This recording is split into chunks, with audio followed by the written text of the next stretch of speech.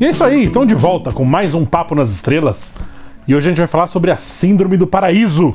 Também conhecido como Pocahontas. Bom, Paradiso e Síndrome. Kirk e Patota estão indo para um planeta. Muito parecido com o nosso. Muito parecido com o nosso. Porque tem um asteroide gigantesco, o tamanho da Lua, Exagero deles. que vai se colidir com esse planeta. E eles vão ver se tem alguém no planeta. Merda acontece mesmo. E tem muita gente no E tem muita gente, basicamente tribos indígenas norte-americanas. Isso. É normal. São os Apachos Navarro e Os Delaware. Delaware. E uma coisa curiosa é que eles colocam que existiram os preservadores, né? Isso é um flavorzinho assim do universo, disso. né? Que o que eles fazem? Eles pegam grupos de pessoas ou espécies Humanoides espalhados pela galáxia para salvar a e extinção que eles de estão de outros. extinção, eles realocam, basicamente. Eles pegam aquele grupo de pessoas e realocam em outro planeta onde eles estão protegidos. Sim. Sim. E eu achei legal, uma das coisas que eles citam lá, que é justamente, pode ser esse um dos motivos pelo qual tem tantos humanoides na galáxia, tem tantos humanoides por aí que eles veem, né? Que realmente é uma coisa muito característica, né? Outra coisa interessante também a respeito disso, Delaware é o estado menos lembrado pelos americanos. É verdade. Por quê? Porque os outros 49 são mais lembrados. Pronto. Isso faz muito mais sentido. E o que acontece? Eles encontram lá um obelisco, né? Uma construção em forma de obelisco. De metal. E o Kirk... Com hologrifos por toda parte. Cara. Kirk acaba falando com o Scotty pelo comunicador e quando ele tá falando ele é dragado pra dentro da estrutura. Dá ruim. Abre uma armadilha lá e ele cai. E ele ainda toma um choque muito louco e perde a memória. É que ele entra lá, daí a primeira coisa que ele vai fazer, eu não sei o que aconteceu, eu caí numa armadilha, deixa eu apertar um botão. Não, deixa eu me apoiar no teclado, né? Nisso, o Spock e o McCoy voltam para a Enterprise porque eles têm uma janela para poder desviar o asteroide. Não era uma Clarabóia? O asteroide, né? Desculpa, eu vim bêbado. E aí eles vão lá resolver isso aí. Nesse percurso, o Spock no comando da nave acaba forçando demais o motor da nave e ele queima tudo. Bosta. Ele tenta lá atirar no asteroide, destruir o asteroide, tirar o asteroide do lugar, então acaba destruindo a Enterprise. E tanto a Enterprise quanto o asteroide estão vindo na banguela pro planeta. Não, e é mó legal, porque o Spock tá lá mandando, acelera essa droga, não sei o que, não, acelera, por favor, não quero. E começa a explodir, a pegar fogo na engenharia, o Scotty só olha. Ele começa a fazer uma cara de desespero, vai destruir minha nave e tal, né? Tipo, eles falam que eles vão demorar 2 meses pra chegar na banguela até o planeta, 59 dias, vírgula, blá, blá, blá. O que faz desse episódio o episódio mais longo, né? Que passa mais tempo de história dentro do episódio. Passa 60 dias, né, cara? Tanto que eles deixam meio subentendido isso porque as costeletas do Kirk crescem, né? É só costeleta, o resto não, mas a costeleta do Kirk cresce. Eu não tinha reparado nesse detalhe, mas isso é uma coisa muito legal mesmo. As costeletinhas dele crescem. Que nem no nosso seriado, que só tinha suíças e agora tem a barra inteira. Bom, agora a história do Kirk, né? O Kirk, basicamente, ele tá com amnésia, ele não sabe de onde ele vem, e ele é tomado como uma divindade. Sim, porque ele não, na verdade, ele sai do obelisco. Na verdade, eles acham que ele é um deus, né? Nessa hora, né? Só que nisso, só a Miramani e a outra Pocahontas viu ele saindo. Só que aparece um moleque afogado e o Kirk... Faz um primeiro socorros ali, no instinto. Exatamente, esse é o ponto que eu ia chegar. Porque apagou a memória dele, mas não necessariamente o que ele... as habilidades dele, né? Tanto que ele sabe, ele faz uma lâmpada, ele tá projetando um canal pra trazer água do lago, né? Então ele tem alguns flashes, né? Ele fala, eu vim do céu, eu vim de outro lugar, né? Ele tem uns sonhos que ele fala, eu pertenço a outro lugar, não aqui e tal. Tem outras pessoas que eu lembro, que eu que ele tem, ele tem esses flashes, mas ele não consegue saber o que é realmente. Então, na perspectiva dele, são sonhos, né? E, enfim, a menina que era prometida pro chefe de medicina lá deles, né? O grande médico, o grande... Puta, eu tinha pegado o nome do cara. o Medicine Man, né? Salish. O Salish. Ela ia casar com ele, porque ela era a filha do líder. A filha do líder, ela sempre casa com o médico. O médico que provavelmente vai ser o próximo líder da... Sim. Como é uma tribo indígena, eles não têm esse conceito de machismo.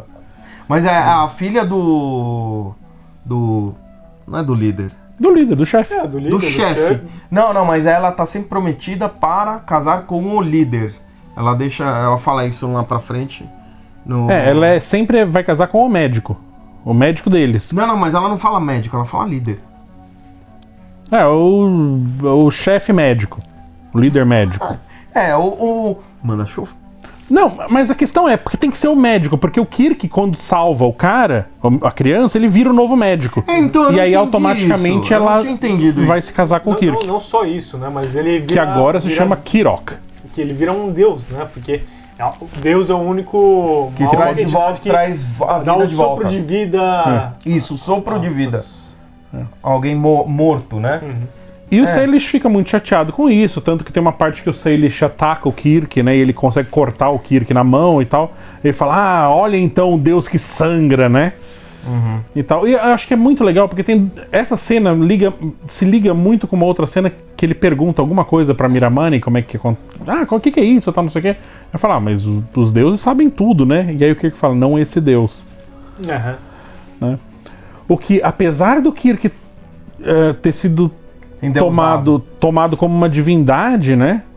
A filosofia de Star Trek de humanista, né? De que não temos mais necessidade de divindades. Nós, homens, escrevemos nossa própria história, traçamos nosso próprio caminho, né?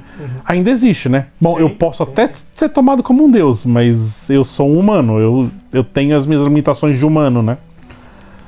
E depois, quando ele se corta, né? É um deus que sangra, né? Então é um deus mais palpável, né? Mais real, assim, mais próximo do homem, né? E é legal que não sei se eu não posso estar enganado, mas é a própria Miramanee que fala que a lei de Deus está acima da lei da tribo. Sim. Então eles têm esse conceito, né? Porque ela fala que a gente vai se casar, e talvez o Joining Day, né? O dia da união, né? E aí ela fala, não, mas se você não quiser, pode escolher outra, né? A vontade de Deus está acima das leis da tribo, né? E, enfim, o Kirk... É um detalhezinho isso, né? Muito... né? E o Kirk, ele acaba gostando dessa vida, né? Gostando da Miramanee, principalmente, e gostando da vida, né? Como ele fala, né, no começo do episódio, né? É uma vida muito mais simples, sem as cobranças do imposto, as cobranças as decisões de guiar uma nave. Da responsabilidade também, né? E ele tava meio cansado, então, né? Tava bem cansado. A gente sabe que o Kirk gosta de ser um capitão da Enterprise, de ser o capitão da Enterprise, ele gosta de ir aonde nenhum homem jamais esteve, é o destino dele, né? O destino até onde o destino cabe em Star Trek, mas é o que ele... É a função que ele se sente melhor, né, fazendo. Mais confortável. Né? Mas essa outra escolha não pareceu nem um pouco ruim pra ele, né? Não, então... Não só ruim como aparentemente necessária pra ele. Né? Esse é o ponto. Eu acho que por ele gostar tanto da capitania, e ele sente uma responsabilidade tão grande com os outros 430 tripulantes da Enterprise, que ele não consegue se desligar. Ele não consegue se desligar da obrigação. Ele pode estar lá conversar com o outro, tem a sala de recreação deles e tudo mais. Mas eu sinto que ele não consegue se desligar da obrigação de eu ainda tenho que... o bem-estar deles prevalece em cima do meu ainda. Então, quando ele perde a memória, ele perde também essa obrigatoriedade de manter a nave em perfeito estado. Não tenho mais 430 vidas para cuidar, só tenho a minha. Então, eu acho que isso aí deu uma aliviada na vida do cara. Sim, mas ele ainda tem o instinto do líder, né? Ele ainda tem como, olha, eu sei como melhorar essa situação, eu sei como fazer uma lanterna pra gente conseguir andar à noite, eu sei como trazer água do lago pra plantação, a gente vai dobrar a plantação. Então ele ainda tem esse instinto de liderar, né? Ele ainda pega as pessoas e fala, olha, a gente tem essa outra opção que é melhor do que o que a gente tá. O que eu digo é que não é que cortou todas as habilidades e os instintos dele. Na verdade, cortou essa obrigatoriedade. Na verdade, porque ele não lembra que ele tinha nas costas dele o peso de 430 tripulantes. Enfim, tem um grande twist aí na história, né? Que é quando a Miramoney fica grávida. Cara. Caramba. Eu não imaginava isso, cara. Uou, o Kirk vai ter um filho, né? Aí você coloca em perspectiva e fala, o que é isso? São os anos 60, como é que isso aí vai acontecer na série, né? E, enfim, a série ainda estava limitada, amarrada ali nos moldes da televisão da época, né? O que é ruim, né? Pra essa história específica, porque seria legal se continuasse, né? Isso, né? Se a Miramoney não tivesse o destino que ela teve, que ela morre, né? Como todo personagem feminino da época, né? Personagem feminino na década de 60 e até hoje ainda. Sim, eu ia falar, né? Se hoje morre... basicamente, elas não podem ter um final aonde ela seja autossuficiente. Ou ela morre, ou ela depende ou ela tem que casar e ser feliz para sempre, ou ela vai ter um final muito trágico e vai ficar sofrendo por muito tempo. Ela vai sofrer o resto da vida depois do episódio. Então, ou ela sofre, ou ela morre, ou ela casa. Eram essas três saídas para personagens femininos, né? Casamento e sofrimento não é a mesma coisa? Não, parece que não. E e o que é ruim, né? Porque... ok, então como é que a gente fazer? Então a Miramoney vai ficar viva no final desse episódio. Ok, então são os anos 60. Final dos anos 60, mas ainda assim os anos 60. Uma mãe solteira com... E o Kirk e aí eles vão ter que deixar o Kirk como um cara ruim, porque ele abandonou o filho. Não seria uma boa saída. Não, nem um pouco. Isso é feio. Né, é um problema, assim, como lidar, né? Casar, ela ia ter que levar a Miramoney pra nave, ela ia viver dentro da nave.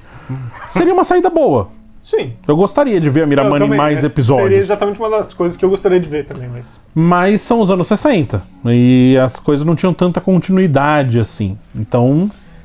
Era o padrão da série da época. Cada episódio ser uma historinha diferente. O que eu acho que seria talvez a melhor das hipóteses, né? Talvez a melhor das hipóteses seria o Salish adotar o menino, ficar com a Miramoney no final da história, porque ele gosta dela, né? Ele cuidaria do filho do Kirk, só que aí a gente tem um problema. O Kirk abandonou o filho. Exatamente. Como que eu resolveria isso? Então a gente pode fazer com que o Kirk não saiba, né? Quando ele recupera a memória, ele esquece daquela história toda. Ele não sabe que aquilo aconteceu. Então o Kirk não sairia como filho da puta porque ele nunca soube, né? A memória nova dele, né? A memória daí lá padrão. Na frente o filho aparece, o filho ou Você filha tem um gancho para poder trazer esse personagem lá na frente, né? Imagina os Apaches do espaço. Mas não, enfim, não era tão simples fazer isso na época, né? Não. Mas eu gostaria que ela tivesse ficado viva de alguma maneira. Eu queria que essa história tivesse se alongado Mas vamos lá, a gente falou que ela morre, mas por que ela morre, né? Porque o asteroide tá chegando. Isso. Né? E o líder médico lá, ele tem... O Salish.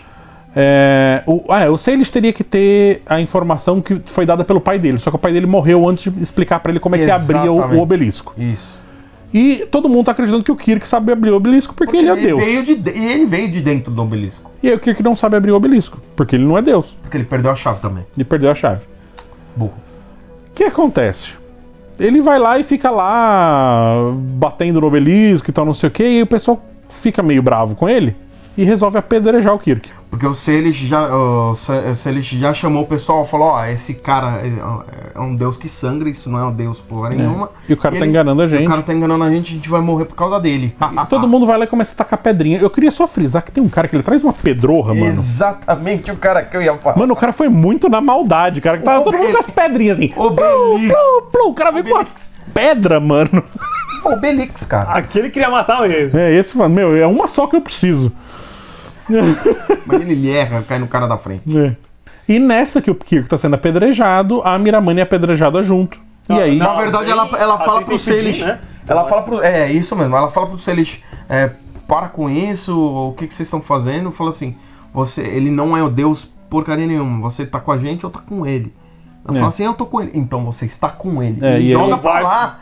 E ela filha da puta joga no meio, cara. Nessa que ela é apedrejada...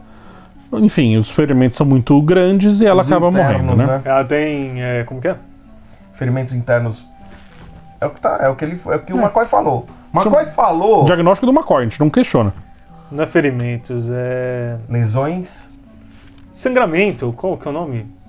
Sangramento interno. Hemorragia? Hemorragia. É que ele... Bom, ele fala que é ferimentos internos, mas enfim. Posso só falar um não, paralelo? Pode não. Tá, então vai mais gostoso ainda que eu não posso. O McCoy briga com o Spock. Ele tem. Gente, agora não tem Kirk, né, pra remediar? Não tem, Ele briga com o Spock e fala, cara, você tá abusando da sua sorte. Primeiro ele fala, você correu risco calculado em sua calculada maneira vulcana e perdeu. Então você já tá sobrecarregado, cara. Vai dormir que não tá sendo eficiente pra gente. Sim. E é engraçado que tanto o Kirk tava... A gente definiu, a gente não leu em lugar nenhum. Ele tava cansado, tava exasperado. E o Spock também fica cansado, exasperado. E ele fica esses 2 meses acordado direto... tentando procurar uma solução. E ele até fala que ele... até o McCoy briga com ele e ele fala que eles acham que aqueles criptogramas são a chave do mistério. Sim. Que são são símbolos musicais, né? Símbolos musicais. Eu reconheci um dó sustenido ali. E aí vem a parte curiosa do episódio, né? Porque eles têm uma profecia de que o Deus vai vir para protegê-los na hora de dificuldade, né? E a porta abre com o som que é o Kirk chamando pela Enterprise, né? Uhum. E o Kirk, no final das contas, ele consegue salvar o pessoal. Então ele cumpre a profecia e ele é o cara que todo mundo tava esperando no final mesmo, né? Ele cumpre a profecia. Uhum. Eu acho legal isso. É a história... É o caminho do herói trágico sem ser trágico, né? Ele mesmo... não, eu não sou o Deus, eu não sou nada. Ele acaba fazendo Ele acaba sendo... cumprindo o papel que era esperado dele, né? Uhum. Eu acho legal. Profecia. E um traço de personalidade que eu acho curioso do Kirk é que tem um outro episódio lá que ele é dividido no meio, né? É o inimigo interior, né? Uhum. Duplicado, né, praticamente. Que ele é duplicado, né? E aí ele fica com um lado da personalidade boa e outro lado da personalidade má dele, né? Em algum ponto ele vira e ele fala, né? Eu sou o Capitão Kirk, né? Um pro outro, assim, eles estão brigando, né, e tal. E é uma cena muito icônica, assim, de Star Trek, tá? Ele fala, eu sou o Capitão Kirk, né? E aí, quando Kirok, ele fala, eu sou o Kirok, né? Ele tem essa necessidade de afirmar quem ele é, né? Pra que ele veio, né? Eu sou esse cara, eu vou fazer, né? Eu acho curioso isso, achei um traço legal eles jogarem essa característica pro Kirok, assim, né? É uma coisa que, mesmo sem a memória, se manteve constante ali dentro dele, né? De alguma maneira ele tem esse traço. Sim. Isso. Daí, eles... Eu acho que não é só isso também, eu acho que é uma coisa dele, a vontade dele de continuar lá, sabe? Sim, eu acho. Sim, então, eu ainda acho que é mais... cumprir a função dele, né? Eu sou esse cara, eu vou fazer, né? Não, sim, mas tem uma hora que ele realmente fica desesperado pra tentar entrar. Não é nem a questão de o Kirk tá querendo resolver aquele problema, porque é a função dele. Como a gente já viu em vários episódios, ele tentando resolver um problema meio que intransponível, né? Lá ele tava meio desesperado, cara. Ele tava querendo, pelo amor de Deus, eu tenho que continuar, eu não posso ser chutado daqui. Porque ele sabia que era isso que ia acontecer. Ele já tinha uma legiãozinha ali que não acreditava muito no poder dele. Bom, daí chega... Vamos falar quando o Spock chega...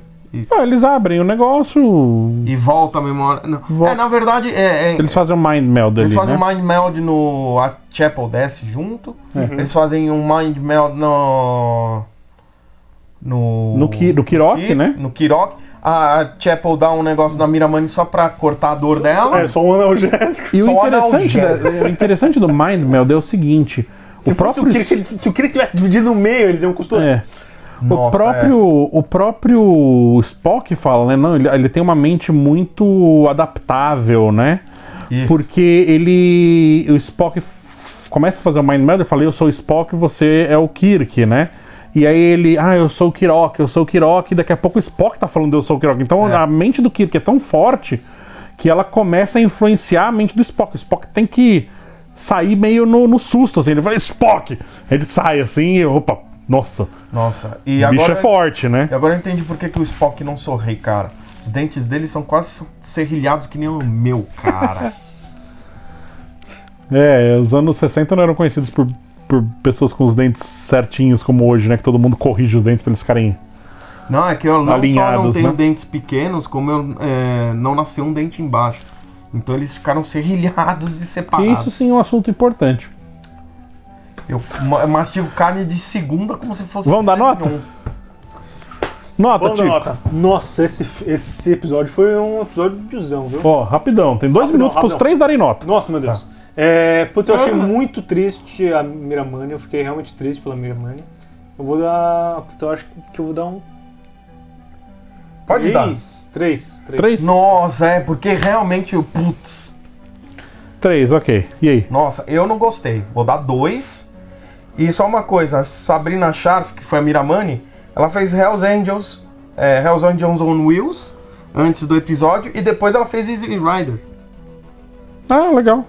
Não lembrava, ter que assistir o filme. Bom, o Kirk ficou viúvo. Teve umas coisinhas que eu não gostei nesse episódio. Eu esperava mais do episódio. Eu esperava que eles dessem uma enrolada aí pra ver como é que o Miramani ia sobreviver. Teve uns... Como é que ele sabia? Tinha algumas coisas que ele não sabia do nada. O Spock, aos 47 do segundo tempo, descobriu tudo sobre a civilização e como resolver aquilo. Foi meio parado e... Cara, é meio ruinzinho esse episódio, então 2. 2, ok. Eu não acho tão ruim não, vou dar 3. Eu gosto desse episódio. E assim a gente salva o episódio, eu e o Tico a gente junta forças e salva o episódio, pra ele não ficar no negativo. Eu gosto desse episódio, gosto mesmo. Eu gosto da personagem da Miramani, eu gosto da... Do que ter filho? Eu gosto da história. Eu só acho que é uma pena que ela foi escrita antes de 80, porque nos anos 80 ela poderia ficar viva. Certeza. Né? Até a televisão já teria uma outra estrutura onde ela poderia a gente começa a pensar ser mais bem feito, histórias para os personagens. Mas eu gosto do episódio 3. E no próximo episódio a gente vai falar sobre Ciranda do Poder. Criançada do Capeta vai chegar. Vixe. A criança, mano. Tchau, gente. Obrigado por nos aturar mais um episódio e nós nos vemos no futuro.